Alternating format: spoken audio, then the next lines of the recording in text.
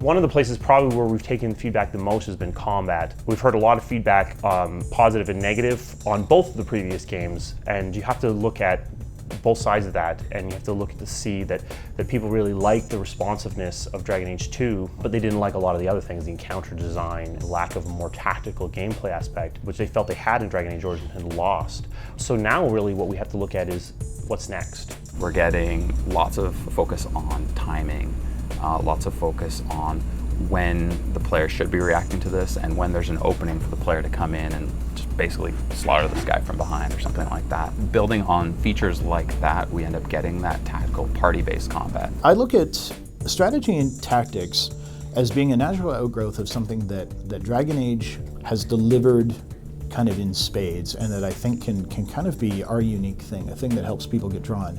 And that is the concept of the fully controlled party. Less and less games are doing it. You don't see it as often. Obviously there's some very cool Kickstarters bringing it back, which is great. I'm looking forward to the Eternities and the Wasteland 2s and so on. And obviously there's a hunger for that kind of gameplay. Certainly, XCOM's success showed you as well that, again, having that direct control can be really, really powerful. In our case, then, doing it with that same kind of hybrid real-time or pause and play as you prefer has always been kind of a thing that we saw as part of our legacy, and something we want to make sure is key. We really want to focus on the gameplay before we focus on the visuals. If you look at this character, he's got his weapons there, but you can tell he's definitely temp. The cool thing about him is we've actually got him fully integrated into the game. He's got all of his actions, he's got all of his gameplay that we're hoping to have, and this is where we iterate strongly on them. We try to ensure that the gameplay is solid, that the creature does everything we need him to do before we move on to the next step. I have some Venatori enemies inside here, which is one of our enemy factions. So this guardsman, he's our sort of more tanky enemy.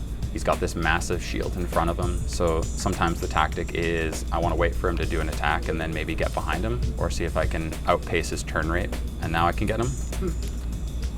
Or there are also various abilities that you can have as the player that can actually sort of counter this.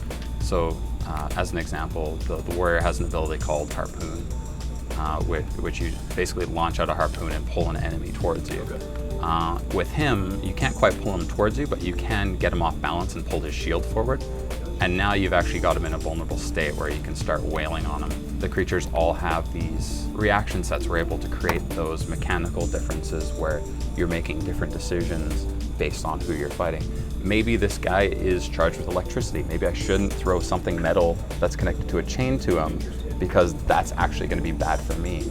Also, maybe this creature has armor on, so poison is actually not going to get through. It's just going to glance off and it's not going to be effective. With all of these creatures together, I mean, separate, they give you challenges, but you can sort of overcome those one at a time. It's when they're all together and you see how those challenges mesh together that you end up getting a Dragon Age encounter where you have all of those complexities and you start thinking you have to think about all of these things running all the time. And you're like, okay, what abilities here, or what positioning should I be in here? I want to give the players the tools to act as a coordinated team, more so than we have in the past. And while we're doing that, to take advantage of some of the key advantages of Frostbite 3, which is to say that we can modify the world a lot more effectively, whether that's smashing through a barricade, knocking over pillars, that kind of stuff, so that the environment is playing a major part of the combat.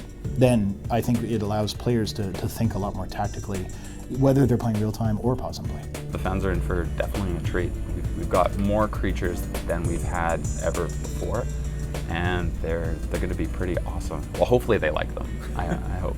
Some humility there. We've got lots of new mechanics. We've got brand new creatures that people haven't seen before. All of them are going through this process, so we're hoping to refine them and make sure that they make a very strong first showing.